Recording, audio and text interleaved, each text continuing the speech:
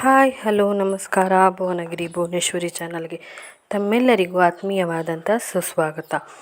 ಇವತ್ತು ಚಪಾತಿ ಹಿಟ್ಟು ಉಳಿದ್ರೆ ಈಗಾಗಲೇ ನಿಮಗೆ ಒಂದು ಒಳ್ಳೆ ಬೆಸ್ಟ್ ರೆಸಿಪಿನ ಹೇಳಿದ್ದೀನಿ. ಅದಕ್ಕಿಂತಲೂ ಇಷ್ಟ ಆಗುವಂಥದ್ದು, ಜೊತೆಗೆ ಚಿಕ್ಕ ಮಕ್ಕಳಿಗೆ ತುಂಬ ಫೇವ್ರೇಟ್, ಅಷ್ಟು ಮಾತ್ರ ಅಲ್ಲ ಆ ದೇವರಿಗೂ ಕೂಡ ತುಂಬಾ ಫೇವ್ರೇಟ್ ಆಗಿರೋಂಥ ಒಂದು ರೆಸಿಪಿನ ಹೇಳ್ಕೊಡ್ತಾ ಇದ್ದೀನಿ. ಅದು ಕೂಡ ಉಳಿದಿರೋ ಚಪಾತಿ ಹಿಟ್ಟಲ್ಲಿ. ಚಪಾತಿ ಮಾಡಿ ವೇಸ್ಟ್ ಆಗುತ್ತೆ ಅಲ್ವಾ ಹಿಟ್ಟು, ಹಾಗೆ ವೇಸ್ಟ್ ಮಾಡೋ ಬದಲು ಜಾಸ್ತಿ ಇದ್ದಾಗ ಈ ಥರ ಸಖತ್ತಾಗಿರೋ ರೆಸಿಪಿ ಮಾಡಿಕೊಂಡ್ರೆ 1 ತಿಂಗಳು ಆರಾಮಾಗಿ ಇಟ್ಕೊಂಡು ನೀವು ತಿನ್ಬೋದು. ತುಂಬಾ ಟೇಸ್ಟಿಯಾಗಿರುತ್ತೆ, ಜೊತೆಗೆ ತುಂಬಾ ಒಳ್ಳೆಯದು ಆರೋಗ್ಯಕ್ಕೂ ಕೂಡ. ಹಾಗಾದರೆ ಈ ರೆಸಿಪಿನ ಹೇಗೆ ಮಾಡೋದು ಅಂತ ನೋಡೋಣವಾ? ಅದಕ್ಕಿಂತ ಮೊದಲು ಯಾರೆಲ್ಲ ಇದೇ ಫಸ್ಟ್ ಟೈಮ್ ನಮ್ಮ ಚಾನಲ್ನ ನೋಡ್ತಾ ಇದ್ದೀರಾ, ಪ್ಲೀಸ್ ಸಬ್ಸ್ಕ್ರೈಬ್ ಆಗಿ, ಹಾಗೆಯೇ ಪಕ್ಕದಲ್ಲಿರುವಂಥ ಬೆಲ್ಲೈಕನ್ನ ಕೂಡ ಒತ್ತಿ. ಅದರಲ್ಲಿ ಆಲ್ ಅನ್ನೋದನ್ನ ಸೆಲೆಕ್ಟ್ ಮಾಡೋದ್ರಿಂದ ನಾನು ಹಾಕುವ ಬೇರೆ ಥರದ ಈಸಿ ಹೊಸ ರೆಸಿಪಿಗಳು ನಿಮಗೆ ನೋಟಿಫಿಕೇಷನ್ ಮೂಲಕ ಬರುತ್ತೆ. ಆಗ ನಾನು ಹಾಕಿದ ಕೂಡಲೇ ಎಲ್ಲ ರೆಸಿಪಿಗಳನ್ನು ನೀವು ನೋಡ್ಬೋದು. ಜೊತೆಗೆ ಲೈಕ್ ಮಾಡಿ, ಹಾಗೆ ಶೇರ್ ಮಾಡಿ, ಸಬ್ಸ್ಕ್ರೈಬ್ ಆಗಿ. ಹಾಗಾದರೆ ಬನ್ನಿ ಇವತ್ತಿನ ಈಸಿ ರೆಸಿಪಿನ ಸ್ಟಾರ್ಟ್ ಮಾಡೋಣ. ಮೊದಲಿಗೆ ನಾನಿಲ್ಲಿ ಉಳಿದಿರೋ ಚಪಾತಿ ಹಿಟ್ಟನ್ನು ಹೇಗೆ ಕಲಿಸ್ಕೊಳ್ಳೋದು ಅಂತ ನೋಡೋಣ. ನಾನಿಲ್ಲಿ ಸ್ವಲ್ಪ ಗೋಧಿ ಹಿಟ್ಟನ್ನು ಜರಡಿ ಹಿಡ್ಕೊಳ್ತಾ ಇದ್ದೀನಿ. ಒಂದು 2 ಬೌಲ್ ಆಗೋಷ್ಟಿದೆ. 2 ಬೌಲ್ ಆಗೋಷ್ಟು ಗೋಧಿ ಹಿಟ್ಟನ್ನು ಕ್ಲೀನಾಗಿ ಜರಡಿ ಹಿಡ್ಕೊಂಡಿದ್ದೀನಿ. ಇದಕ್ಕೆ ಒಂದು 4 ಸ್ಪೂನ್ ಆಗೋಷ್ಟು ಎಣ್ಣೆನ ಬಿಸಿ ಮಾಡಿ ಹಾಕ್ಕೊಂಡಿದ್ದೀನಿ. ಸ್ವಲ್ಪ ಕ್ರಿಸ್ಪಿ ಬೇಕು ಅನ್ನೋರಿಗೆ ಈ ಟಿಪ್ಪು ಯೂಸ್ ಆಗುತ್ತೆ. ಸಾಫ್ಟ್ ಚಪಾತಿ ತಿನ್ನೋರಾದರೆ ನೀವು ಹಾಕ್ಕೊಳ್ಳೋ ಅವಶ್ಯಕತೆ ಇಲ್ಲ. ಹಾಗೆ ಒಂದು 2 ಸ್ಪೂನ್ ಆಗೋಷ್ಟು ಸಕ್ಕರೆ ಹಾಕ್ಕೊಂಡಿದ್ದೀನಿ. ನೀವು ಸಕ್ಕರೆ ಬದಲಾಗಿ ಬೆಲ್ಲ ಕೂಡ ಯೂಸ್ ಮಾಡ್ಬೋದು. ಇದಕ್ಕೆ ಬೆಲ್ಲ ಹಾಕ್ಕೊಂಡ್ರೂ ನಡೆಯುತ್ತೆ. ಹಾಗೆ ರುಚಿಗೆ ತಕ್ಕಷ್ಟು ಉಪ್ಪನ್ನು ಹಾಕಿಬಿಟ್ಟು ಇವೆಲ್ಲವನ್ನು ಒಂದು ಸಲ ಚೆನ್ನಾಗಿ ಮಿಕ್ಸ್ ಮಾಡ್ಕೊತಾ ಇದ್ದೀನಿ. ಪೂರ್ತಿಯಾಗಿ ನಾವು ಹಾಕಿರೋಂಥ ಎಣ್ಣೆ ಮತ್ತು ಉಪ್ಪು, ಸಕ್ಕರೆ ಎಲ್ಲ ಹಿಟ್ಟಿಗೂ ಮಿಕ್ಸ್ ಆಗೋ ಥರ ಚೆನ್ನಾಗಿ ಮಿಕ್ಸ್ ಮಾಡ್ಕೋಬೇಕಾಗತ್ತೆ. ನಾನೀಗ ಹಿಟ್ಟನ್ನು ಮಿಕ್ಸ್ ಮಾಡಿ ತೊಗೊಂಡಿದ್ದೀನಿ. ನೋಡಿ, ಈ ಥರ ಚೆನ್ನಾಗಿ ಮಿಕ್ಸ್ ಮಾಡಿ ತೊಗೋಬೇಕಾಗತ್ತೆ.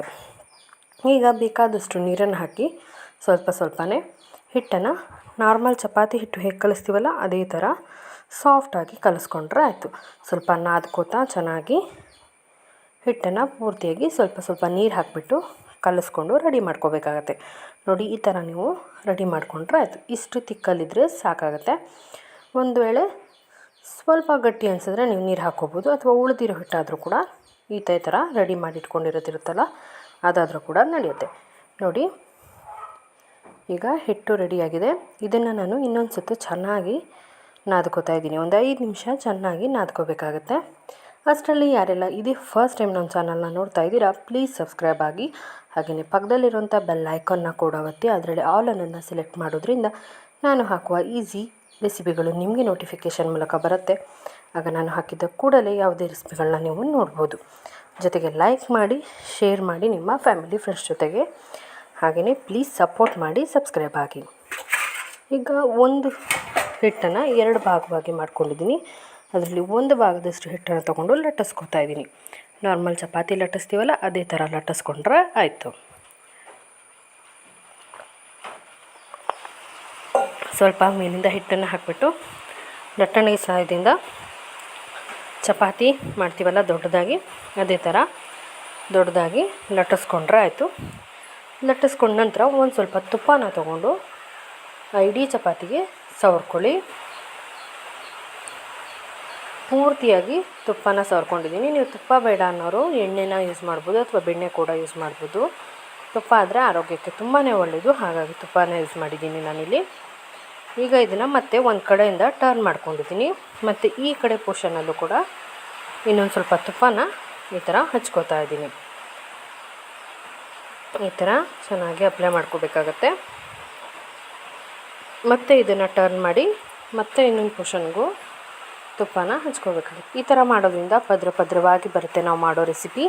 ಜೊತೆಗೆ ತುಂಬಾ ಹೆಲ್ದಿಯಾಗಿರುತ್ತೆ, ತುಂಬಾ ಟೇಸ್ಟಿಯಾಗಿರುತ್ತೆ, ತುಂಬಾ ಚೆನ್ನಾಗಾಗುತ್ತೆ ಅಂತ. ನೀವು ಈ ಟಿಪ್ನ ಪಕ್ಕಾ ಮಾಡಬೇಕು, ಯಾವ ಕಾರಣಕ್ಕೂ ಸ್ಕಿಪ್ ಮಾಡ್ಕೋಬೇಡಿ. ರೆಸಿಪಿ ತುಂಬಾ ಚೆನ್ನಾಗಾಗುತ್ತೆ ಈ ಥರ ನೀವು ಮಾಡೋದ್ರಿಂದ. ಈಗ ಈ ಥರ ಪೂರ್ತಿಯಾಗಿ ಟರ್ನ್ ಮಾಡಿ ಮಡಚಿ ಸ್ವಲ್ಪ ತುಪ್ಪ ಅಥವಾ ಎಣ್ಣೆನ ಹಚ್ಬಿಟ್ಟು ಮಡಚ್ಕೊಂಡು, ಮೊದಲಿತ್ತಲ್ಲ ಹಿಟ್ಟು ಅದೇ ಥರ ರೌಂಡ್ ಶೇಪ್ಗೆ ನೀವು ಇದನ್ನು ತಂದ್ಕೋಬೇಕಾಗತ್ತೆ. ಈ ಥರ ಮಡಚ್ಕೊಂಡು ಈ ಥರ ಮಾಡೋದ್ರಿಂದ ಸುಮಾರಷ್ಟು ಲೇಯರ್ಗಳು ಬರ್ತವೆ. ಜೊತೆಗೆ ತಿನ್ನೋದಕ್ಕೂ ಕೂಡ ತುಂಬಾ ಚೆನ್ನಾಗಿ ಅನಿಸುತ್ತೆ ನಿಮಗೆ, ಲೇಯರ್ ಥರ. ಈಗ ಇದನ್ನು ನಾರ್ಮಲ್ ನಾವು ಚಪಾತಿ ಲಟ್ಟಿಸ್ತೀವಲ್ಲ ಅದೇ ಥರ ಸ್ವಲ್ಪ ಮತ್ತೆ ಹಿಟ್ಟನ್ನು ಉದುರಿಸ್ಕೊಂಡು ದೊಡ್ಡದಾಗಿ ಲಟ್ಟಿಸ್ಕೋಬೇಕಾಗತ್ತೆ. ನೋಡಿ, ದೊಡ್ಡದಾಗಿ ನಾನಿಲ್ಲಿ ಲಟ್ಟಿಸ್ಕೊಂಡಿದ್ದೀನಿ. ಈ ಥರ ಲಟ್ಟಿಸ್ಬಿಟ್ಟು ಮತ್ತೆ ಒಂದು ಸ್ವಲ್ಪ ಎಣ್ಣೆ ಹಚ್ಕೊಂಡು ಸವರ್ಕೊಂಡಿದ್ದೀನಿ. ಮತ್ತು ಇದನ್ನು ಇನ್ನೊಂದು ಸೈಡ್ ಕೂಡ ಮಡಚಿ ಅದೇ ಥರನೇ ನೋಡಿ, ಒಂದು ಕಡೆಯಿಂದ ರೌಂಡ್ ಶೇಪಲ್ಲಿ ಮಡಚ್ಕೋಬೇಕಾಗತ್ತೆ. ಈ ಥರ ನೀವು ಮಾಡೋದ್ರಿಂದ ತುಂಬಾ ಟೇಸ್ಟಿಯಾಗಿ ಪದ್ರವಾಗಿ ಬರುತ್ತೆ, ತುಂಬಾ ರುಚಿಯಾಗುತ್ತೆ. ಈಗ ಇದನ್ನು 2 ಭಾಗವಾಗಿ ನಾನು ಕಟ್ ಮಾಡ್ಕೊತಾ ಇದ್ದೀನಿ.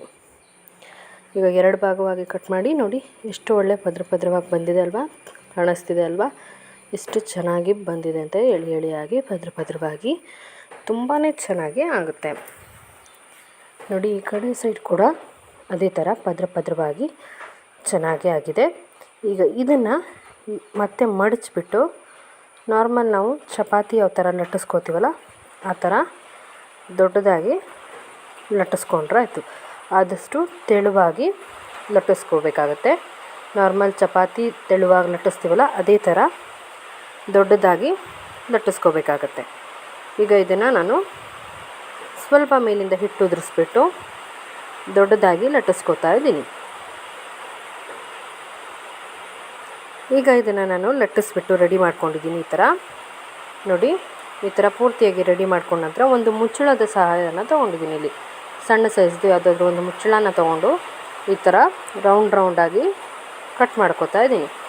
ಇದೇ ಥರ ನೀವು ಸಣ್ಣ ಮುಚ್ಚಳದ ಸಹಾಯದಿಂದ ಮಾಡ್ಕೋಬೋದು, ಅಥವಾ ರೌಂಡ್ ಶೇಪ್ ಕಟರ್ ಸಿಗುತ್ತಲ್ಲ ಅದರಲ್ಲೂ ಕೂಡ ನೀವು ಕಟ್ ಮಾಡ್ಕೋಬೋದು, ಅಥವಾ ಪೂರಿ ಮೇಕರಲ್ಲಿ ಕೂಡ ನೀವು ಇದೇ ಥರ ಪೂರಿ ಸೈಜಲ್ಲಿ ಮಾಡ್ಕೋಬೋದು. ನೋಡಿ, ನಾನು ಈ ಥರ ಮಾಡ್ಕೊಂಡಿದ್ದೀನಿ. ತುಂಬಾ ತೆಳು ಕೂಡ ಮಾಡ್ಕೊಂಡಿಲ್ಲ ನೋಡಿ, ಈ ತಿಕ್ನಲ್ಲಿ ಮಾಡ್ಕೊಂಡಿದ್ದೀನಿ. ಈ ಶೇಪ್ನಲ್ಲಿ ಮಾಡಿಕೊಂಡ್ರೆ ಆಯಿತು. ಇದೇ ಥರ ನಾನು ಪೂರ್ತಿಯಾಗಿ ಎಲ್ಲವನ್ನು ಕಟ್ ಮಾಡಿಬಿಟ್ಟು ತೆಗೆದು ರೆಡಿ ಮಾಡಿ ಇಟ್ಕೋತಾ ಇದ್ದೀನಿ.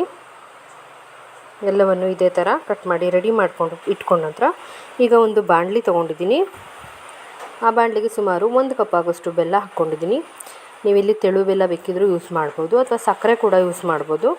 ಬೆಲ್ಲಕ್ಕೆ 1-2 ಏಲಕ್ಕಿನ ಹಾಕ್ಕೊಂಡಿದ್ದೀನಿ. ಹಾಗೆ ಬೆಲ್ಲ ಕರಗೋಕ್ಕೆ ಸ್ವಲ್ಪ ನೀರನ್ನು ಹಾಕಿಬಿಟ್ಟು ಬಿಸಿ ಮಾಡಿಕೊಂಡು ಬೆಲ್ಲನ ಕರಗಿಸ್ಕೊತಾ ಇದ್ದೀನಿ. ಬೆಲ್ಲ ಚೆನ್ನಾಗಿ ಕರಗೋಕ್ಕೆ ಶುರುವಾದ ತಕ್ಷಣ ಇದಕ್ಕೆ ಸುಮಾರು 1.5 ಕಪ್ ಆಗೋಷ್ಟು ಕೊಬ್ಬರಿಯನ್ನು ಹಾಕ್ಕೊಂಡಿದ್ದೀನಿ. ಕೊಬ್ಬರಿ ಹಾಕಿಬಿಟ್ಟು ಚೆನ್ನಾಗಿ ಈ ಬೆಲ್ಲನ ಮಿಕ್ಸ್ ಮಾಡ್ಕೊಳ್ಳಿ. ಬೆಲ್ಲ ಜಸ್ಟ್ ಮಿಕ್ಸ್ ಆದರೆ ಸಾಕು, ಪಾಕ ಬರೋ ಅವಶ್ಯಕತೆ ಇಲ್ಲ. ಇದಕ್ಕೆ ಚೆನ್ನಾಗಿ ಕೊಬ್ಬರಿ ಪೂರ್ತಿಯಾಗಿ ಮಿಕ್ಸ್ ಆಗಬೇಕು. ಆದಷ್ಟು ಲೋ ಫ್ಲೇಮಲ್ಲಿ ಇಟ್ಬಿಟ್ಟು ಇದನ್ನು ಮಿಕ್ಸ್ ಮಾಡ್ಕೊಳ್ಳಿ, ಆಗ ತುಂಬ ಚೆನ್ನಾಗಾಗುತ್ತೆ. ನೋಡಿ, ಈಗ ಇದು ಪೂರ್ತಿ ಮಿಕ್ಸ್ ಆಗಿದೆ. ಈಗ ಇದನ್ನು ಗ್ಯಾಸ್ ಆಫ್ ಮಾಡ್ಕೊಳ್ಳೋಣ. ತುಂಬ ಹೈ ಫ್ಲೇಮಲ್ಲಿ ಮಾಡೋದ್ರಿಂದ ಬೆಲ್ಲ ಅಂಟು ಬಂದುಬಿಡುತ್ತೆ ಮತ್ತು ಚೆನ್ನಾಗಾಗೋದಿಲ್ಲ. ಈಗ ಇದಕ್ಕೆ ಸುಮಾರು 1 ಸ್ಪೂನ್ ಆಗೋಷ್ಟು ಎಳ್ಳನ್ನು ಹಾಕ್ಕೊಂಡಿದ್ದೀನಿ, ಕಪ್ಪೆಳ್ಳನ್ನು. ನೀವು ಬೇಕಿದ್ದರೆ ಬಿಳಿ ಎಳ್ಳು ಕೂಡ ಯೂಸ್ ಮಾಡ್ಬೋದು. ಎಳ್ಳು ಹಾಕೋದ್ರಿಂದ ತುಂಬಾ ರುಚಿಯಾಗುತ್ತೆ ಈ ರೆಸಿಪಿ. ಜೊತೆಗೆ ಹೆಲ್ತ್ಗೂ ಕೂಡ ತುಂಬಾ ಒಳ್ಳೆಯದು. ಈ ಮಳೆಗಾಲದಲ್ಲಿ ಎಳ್ಳು ತಿನ್ನೋದ್ರಿಂದ ನಮಗೆ ಶೀತ, ಥಂಡಿ, ಕೆಮ್ಮು, ಜ್ವರ ಏನೂ ಬರೋದಿಲ್ಲ. ಹಾಗೆಯೇ ಆರೋಗ್ಯಕ್ಕೆ ತುಂಬಾ ಹಾಗಾಗಿ ಈಗ ಇದು ಸ್ವಲ್ಪ ತಣ್ಣಗಾಗೋದಕ್ಕೆ ಬಿಡಬೇಕು. ಸ್ವಲ್ಪ ತಣ್ಣಗಾದ ನಂತರ ನಾವು ಮೊದಲೇ ಇದನ್ನು ಕಟ್ ಮಾಡಿ ಇಟ್ಕೊಂಡಿದ್ವಲ್ಲ, ಈ ಥರ ಎಲ್ಲವನ್ನು ರೌಂಡ್ ಶೇಪಲ್ಲಿ ನೋಡಿ ಈ ಥರ ಕಟ್ ಮಾಡಿ ಇಟ್ಕೊಂಡಿರೋದನ್ನು ನಾವೀಗ ಇದರೊಳಗೆ ಸ್ವಲ್ಪನೇ ನಾವೀಗ ಮಾಡ್ಕೊಂಡಿರೋ ಹೂರಣವನ್ನು ಹಾಕ್ಕೋಬೇಕು. ತುಂಬ ಅಲ್ಲ, ತುಂಬ ಕಡಿಮೆ ಹಾಕ್ಕೋಬೇಕು. ಜಸ್ಟ್ ಸ್ವಲ್ಪ ಒಂದೊಂದು ಪಿಣಿಕಿ ಹಾಕ್ಕೊಂಡ್ರೆ ಆಯಿತು. ಎಲ್ಲವಕ್ಕೂ ಇದೇ ಥರ ಸ್ವಲ್ಪ ಹಾಕ್ಕೊಂಡ್ರೆ ಸಾಕು. ಇದು ಉಬ್ಬುತ್ತೆ, ಜೊತೆಗೆ ತುಂಬಾ ದೊಡ್ಡಕ್ಕಾಗುತ್ತೆ. ಹಾಗೆ ತುಂಬಾ ಕೊಬ್ಬರಿ ಹೆಚ್ಚಾಗುತ್ತೆ ಇದರಲ್ಲಿ. ಹಾಗಾಗಿ ಸ್ವಲ್ಪನೇ ಹಾಕ್ಕೊಂಡ್ರೆ ಸಾಕಾಗುತ್ತೆ. ಇದೇ ಥರ ಎಲ್ಲವಕ್ಕೂ ಹಾಕಿ ರೆಡಿ ಮಾಡ್ಕೋಬೇಕಾಗತ್ತೆ. ನಾನಿಲ್ಲಿ ಎಲ್ಲದಕ್ಕೂ ಹಾಕಿ ರೆಡಿ ಮಾಡ್ಕೊಂಡಿದ್ದೀನಿ. ಈಗ ನೋಡಿ, ಈ ಥರ ಎಲ್ಲ ಎಲೆಗೂ ಒಂದೇ ಸಲನೇ ನೀವು ಹಾಕ್ಕೊಂಡು ರೆಡಿ ಮಾಡ್ಕೋಬೇಕಾಗತ್ತೆ. ನೋಡಿ, ಈ ಥರ ಎಲ್ಲವನ್ನು ಒಂದೇ ಸಲ ರೆಡಿ ಮಾಡಿಕೊಂಡ್ರೆ ತುಂಬಾ ಚೆನ್ನಾಗಾಗುತ್ತೆ. ಹಾಗಾಗಿ ಈಗ ಇದನ್ನು ಈ ಥರ ನೀವು ಮಡಚಬೇಕಾಗತ್ತೆ. ಈ ಥರ ಆ ಕಡೆ ಈ ಕಡೆ 2 ಪೋರ್ಷನ್ ತೊಗೊಂಡು ಮಧ್ಯದಲ್ಲಿ ಸ್ವಲ್ಪ ಕವರ್ ಮಾಡಿಕೊಂಡು ಈ ಥರ ಒತ್ಕೊಳ್ಳಿ. ಮತ್ತು ಈ ಕಡೆ ಮತ್ತು ಆ ಕಡೆ ಪೋರ್ಷನ್ನು ತೊಗೊಂಡು ಈ ಥರ ನೀವು ರೆಡಿ ಮಾಡ್ಕೋಬೇಕಾಗತ್ತೆ. ನೋಡಿ, ಈ ಥರ ನೋಡಿದ್ರಾ, ಈ ಥರ ನೀವು ರೆಡಿ ಮಾಡ್ಕೋಬೇಕಾಗತ್ತೆ. ನೋಡಿ, ಪುಟ್ಟದಾಗಿರೋಂಥ ಮಕ್ಕಳಿಗೆ ಕೊಡ್ಬೋದಾದಂಥ, ಇಷ್ಟಪಟ್ಟು ತಿನ್ನೋವಂಥ ಪುಟ್ಟ ಸಣ್ಣ ದೇವರಿಗೂ ಕೂಡ ಇಷ್ಟ ಆಗುವಂಥ ಪುಟ್ಟ ಪುಟ್ಟ ಮೋದಕ ಇಲ್ಲಿ ರೆಡಿ ಆಯಿತು. ಗಣಪತಿಗೆ ಸಂಕಷ್ಟಿ ದಿನ ಮಾಡೋ ಅಥವಾ ಚೌತಿಯಲ್ಲಿ ಮಾಡೋ ಈ ಸೂಪರ್ ಸಾಫ್ಟಿ ಮೋದಕನ ನೀವು ಟ್ರೈ ಮಾಡಬೇಕು. ಈಗ ಇದನ್ನು ಇದೇ ಥರ ನೀವು ಎಲ್ಲವನ್ನು ಇದೇ ಥರ ಈ ಥರ ಎಳೆ ಎಳೆಯಾಗಿ ಬರೋ ಥರ ನೋಡಿಕೊಂಡು ತುದಿನ ಸ್ವಲ್ಪ ಒತ್ತಿಬಿಟ್ಟು ಮಡಚಿ ಎಲ್ಲವನ್ನು ಇದೇ ಥರ ನೀವು ರೆಡಿ ಮಾಡ್ಕೋಬೇಕಾಗುತ್ತೆ. ಒಂದೇ ಸಲ ನೀವು ಎಲ್ಲವನ್ನು ರೆಡಿ ಮಾಡ್ಕೊಳ್ಳೋದ್ರಿಂದ ನಿಮಗೆ ಫ್ರೈ ಮಾಡೋದಕ್ಕೆ ಇದು ತುಂಬ ಹೆಲ್ತಿ ಆಗುತ್ತೆ, ತುಂಬ ಈಸಿಯಾಗಿ ಕೂಡ ರೆಡಿ ಆಗುತ್ತೆ. ಈಗ ನಾನು ಎಲ್ಲವನ್ನು ಇದೇ ಥರ ಮಡಚಿ ಕವರ್ ಮಾಡಿ ತೊಗೊಂಡಿದ್ದೀನಿ. ತುಂಬ ಪುಟ್ಟ ಪುಟ್ಟದಾಗಿ ಮಾಡ್ಕೊಳ್ಳೋದ್ರಿಂದ ಮಕ್ಕಳಿಗಂತೂ ತುಂಬ ಇಷ್ಟ ಆಗುತ್ತೆ. ಸಣ್ಣ ಸಣ್ಣದಾಗಿರೋದ್ರಿಂದ ತುಂಬ ಇಷ್ಟಪಟ್ಟು ತಿಂತಾರೆ. ರುಚಿ ಅಂತೂ ಹೇಳೋದೇ ಬೇಡ, ಅಷ್ಟು ಚೆನ್ನಾಗಿರುತ್ತೆ. ನೋಡಿ, ನಾನು ಎಲ್ಲವನ್ನು ಇದೇ ಥರ ರೆಡಿ ಮಾಡ್ಕೊಂಡಿದ್ದೀನಿ. ಈಗ ಸ್ವಲ್ಪ ತುಪ್ಪನ ಹಾಕ್ಕೊಂಡಿದ್ದೀನಿ. ಒಂದು ಪಾತ್ರೆಗೆ ಒಂದು 4 ಸ್ಪೂನ್ ಆಗೋಷ್ಟು ತುಪ್ಪನ ಹಾಕ್ಕೊಂಡಿದ್ದೀನಿ ಬಾಣಲಿಗೆ.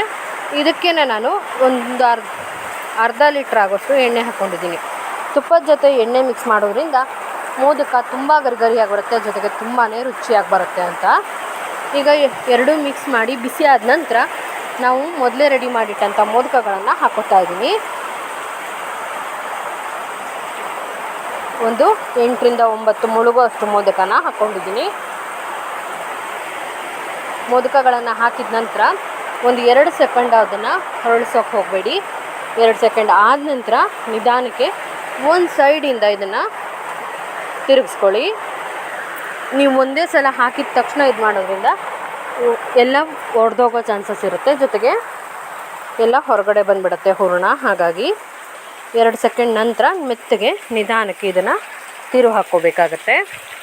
ಈಗ ನೋಡಿ, ಈ ಥರ ನಿಧಾನಕ್ಕೆ ತಿರುವಿಬಿಟ್ಟು ಮೀಡಿಯಮ್ ಫ್ಲೇಮ್ನಲ್ಲಿ ಫ್ರೈ ಮಾಡ್ಕೋಬೇಕು. ಮೀಡಿಯಮ್ ಫ್ಲೇಮ್ನಲ್ಲಿ ಇದನ್ನು ಚೆನ್ನಾಗಿ ಬಂಗಾರದ ಬಣ್ಣ ಬರೋವರೆಗೂ ಫ್ರೈ ಮಾಡ್ಕೋಬೇಕು. ಇದೇ ಥರ ಪೂರ್ತಿಯಾಗಿ ಲೋ ಫ್ಲೇಮಲ್ಲಿ ನಿಧಾನಕ್ಕೆ ಹರಳು ಹಾಕ್ತಾನೆ ಫ್ರೈ ಮಾಡ್ಕೊಳ್ಳಿ. ಮಕ್ಕಳಿಗೆ ಬೆಲ್ಲ ತಿನ್ನಿಸೋದ್ರಿಂದ ರಕ್ತದ ಹೆಚ್ಚಾಗುತ್ತೆ ದೇಹದಲ್ಲಿ, ಜೊತೆಗೆ ಬುದ್ಧಿ ಕೂಡ ಚುರುಕಾಗುತ್ತೆ ಮತ್ತು ನೆನಪಿನ ಶಕ್ತಿ ಕೂಡ ಹೆಚ್ಚಾಗುತ್ತೆ. ಮಕ್ಕಳಿಗೆ ದಿನ 1 ಸ್ಪೂನ್ ಆಗೋಷ್ಟು ಬೆಲ್ಲ ತಿನ್ನಿಸೋದ್ರಿಂದ ತುಂಬಾ ಬೆನಿಫಿಟ್ ಇದೆ.